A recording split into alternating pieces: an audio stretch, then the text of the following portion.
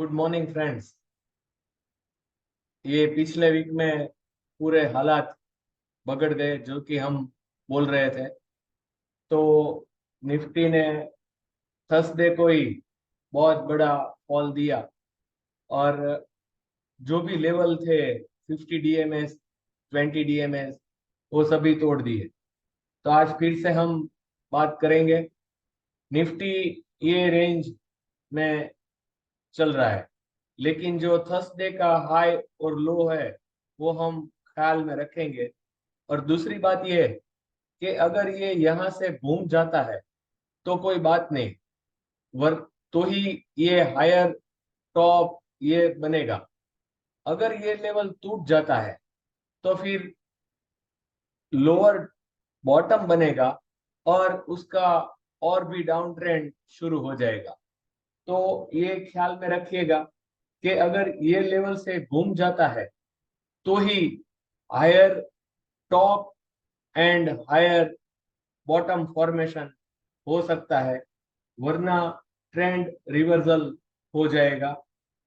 तो ये बाबत अपने ख्याल में रखिएगा।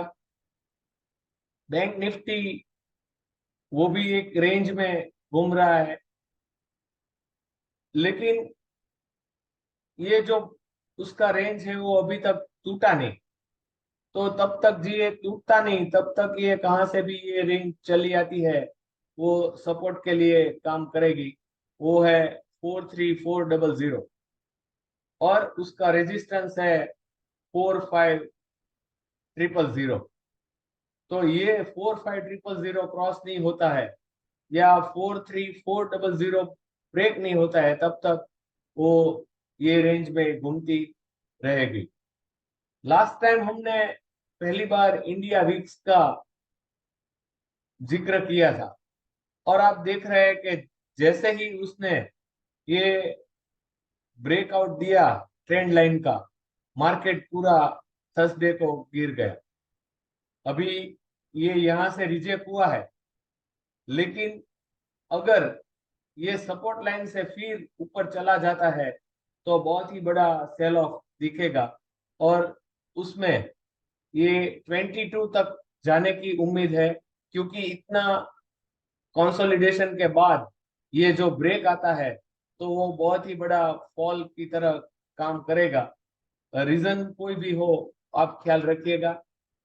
अगर हम स्मॉल कैप के बारे में बात करें तो स्मॉल कैप में ये जो 12900 के पास जो रेजिस्टेंस है उसको क्रॉस करना जरूरी है। अगर ये क्रॉस नहीं होगा तो वो भी नीचे आएगा। अगर हम मिड कैप की बात करें तो वो भी यही रेंज में है। अगर ये रेंज ऊपर की और ब्रेक होती है, थर्सडे का हाई और लो ख्याल में रखिएगा। थर्सडे का हाई अगर 40765 यानी कि 40800 क्रॉस होता है तो ही उसमें अप मूव आएगा। फ्रेंड्स ने किसी ने बताया कि सर थोड़ा लंबा वीडियो हो रहा है तो वो शॉर्ट कीजिएगा।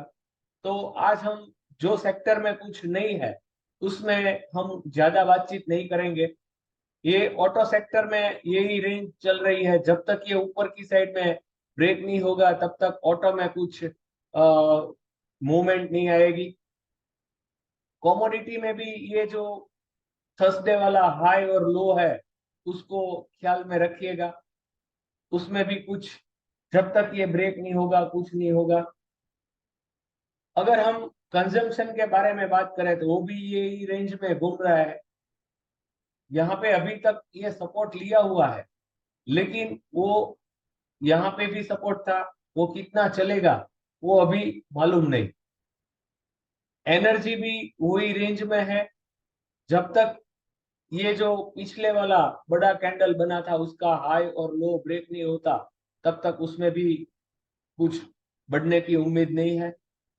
फिनांस कंसोलिडेशन में चल रहा है, यही रेंज में है। अगर नीचे आता है और सपोर्ट लेता है तो बाई की पोजीशन बनेगी, ये यहाँ तक जा सकता है, लेकिन ये सपोर्ट के बाद ही। अगर हम एफएमसीजी के बारे में बात करें तो एफएमसीजी तो पिछले 2 महीनों से यही रेंज में घूम रहा है। जब तक ये रेंज ऊपर की साइड में ब्रेक नहीं होती, अप मूव नहीं आएगा, नीचे की साइड में ब्रेक नहीं होती, डाउन साइड भी नहीं आएगा। हम इंफ्रा के बारे में बात करें तो इंफ्रा ने यहाँ पे अभी लास्ट वीक में सपोर्ट लिया है, तो वो थोड़ा अप मूव दिखा सकता है यहाँ तक का। तो आप केयर कीजिएगा उसमें। आईटी के बारे में बात करें तो वो पूरा का पूरा जो अप मूव था उसने गंवा दिया है। तो ये अगर यहाँ पे सपोर्ट लेता है तो ठीक बात है, लेकिन जो यूएस की आईटी कंपनीज है उसके रिजल्ट्स और अर्निंग्स बहुत खराब आ रहा है, तो इसलिए उसमें भी कुछ गुंजाइश नहीं है। मीडिया, उसने यहाँ पे सपोर्ट लिया है और अपमूव देकर ये रेड कैंडल के ऊपर क्लोज दिए। तो अभी ये पहला ये सेक्टर हुआ जिसमें कुछ अपमूव आने की उम्मीद है।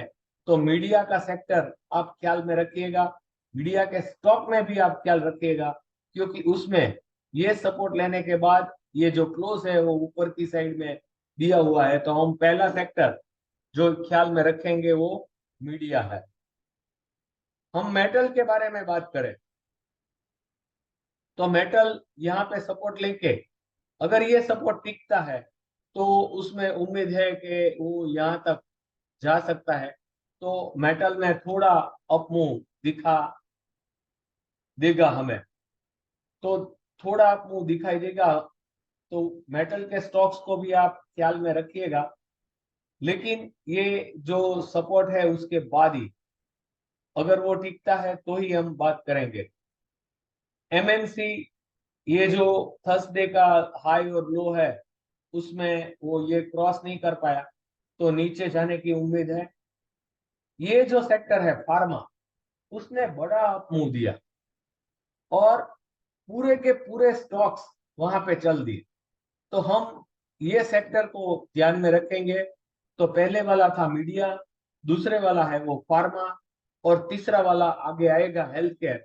वो तीन ही सेक्टर ऐसा है कि जब जिसमें हम बाइंग की पोजीशन रख सकते हैं।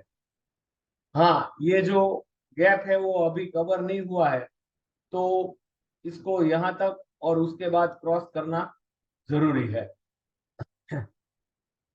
अगर हम पीएससी के बारे में बात करें तो पीएससी में ये जो रेंज है वो चलता रहेगा।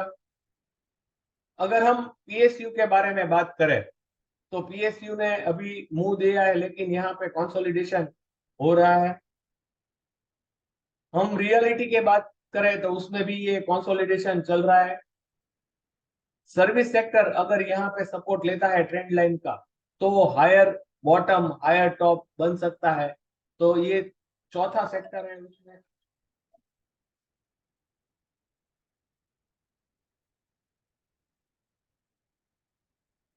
ख्याल रख सकते हैं।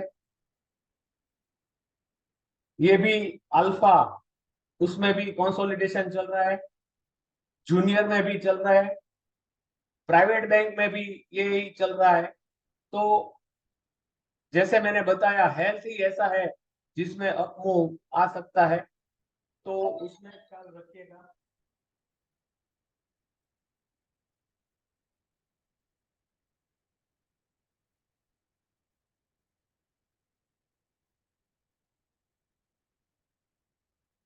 और ऑयल एंड गैस में ख्याल रखिएगा।